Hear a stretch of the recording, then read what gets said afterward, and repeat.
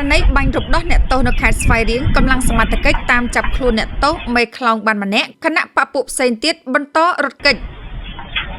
ស្វាយរៀង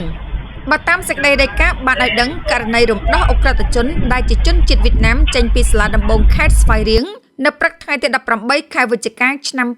2025រហូតមានការផ្ទុះបាញ់ដាក់គ្នារវាងកម្លាំងសមត្ថកិច្ចជាមួយក្រុមអ ுக ្រិតជនដែលបានបង្កឲ្យមានការផ្ទះផ្អើលយ៉ាងខ្លាំងនោះនៅពេលនេះកម្លាំងសមត្ថកិច្ចតាមចាប់ខ្លួនអ្នកទោសដែលជាមេខ្លោងបានម្នាក់ត្រឡប់មកវិញហើយគណៈបពុផ្សេងទៀតដែលជាអ្នកទោសនិងអ្នកមករំដោះបន្តរត់គេចខ្លួននៅឡើយបើតាមសេចក្តីរាយការណ៍បានឲ្យដឹងថាបន្ទាប់ពីអ្នកទោសជនជាតិវៀតណាមដែលត្រូវបានបពុមករំដោះចេញពីសាលាដំបងខេត្តស្វាយរៀងនោះទាំងកម្លាំងអនុរិយពន្ធនាគារកម្លាំងនគរបាលនិងអាវុធហត្ថបានសហការគ្នាយ៉ាងស្អិតរមួនស្រាវជ្រាវភ្លាមរហូតឈានដល់ការចាប់ខ្លួនអ្នកទោសវិញបានម្នាក់ដែលជាមេខ្លោងរួមជាមួយរថយន្តមួយគ្រឿងដែលជាមធ្យោបាយសម្រាប់ពួកគេជិះគេចខ្លួននៅពេលរំដោះ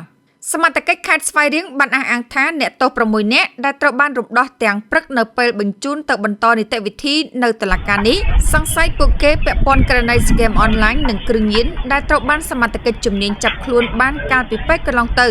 ផ្អែកតាមរូបភាពដែលបានបង្ហាញដោយវីដេអូចេញពីកាមេរ៉ាសុវត្ថិភាពនៅបរិវេណសាលាដំបងខេត្តស្វាយរៀងបានឲ្យឃើញថា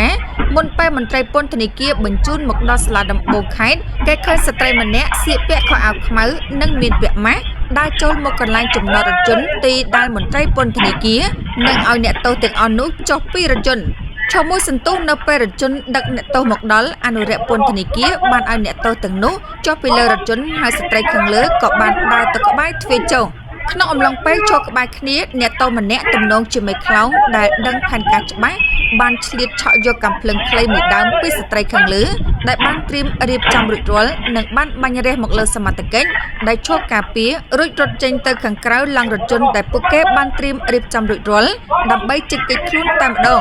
នៅពេលនោះសមត្ថកិច្ចក៏បានបាញ់ដើម្បីការពារខ្លួននិងបញ្ឈប់សកម្មភាពក្រុមអ ுக ្រិតជននោះដែរប៉ុន្តែមិនអាចបញ្ឈប់បាន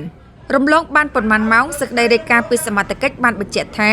កម្លាំងជំនាញគ្រប់ស្ថាប័នពាក់ព័ន្ធបានស្ទាក់ចាប់បានរថយន្តដែលអ ுக ្រិតជនជិះរត់គេចខ្លួនមួយគ្រឿងក្នុងចំណោមរថយន្ត2គ្រឿងរថយន្តនោះបានបើកធ្លាក់ស្រែហើយសមត្ថកិច្ចចាប់បានខ្លួនអ្នកទោសម្នាក់ត្រឡប់មកវិញផងដែរដោយឡែកអ្នកទោស5នាក់ផ្សេងទៀតរួមទាំងស្ត្រីដែលមករំដោះនោះនៅបន្តរត់គេចសមត្ថកិច្ចមិនទាន់ចាប់បានឡើយទេយ៉ាងណាមិញក្នុងហេតុការណ៍រំដោះអ្នកទោសនេះមិនបណ្ដាលឲ្យសមត្ថកិច្ចណាម្នាក់រងគ្រោះថ្នាក់នៅពេលបាញ់តដៃគ្នានោះទេ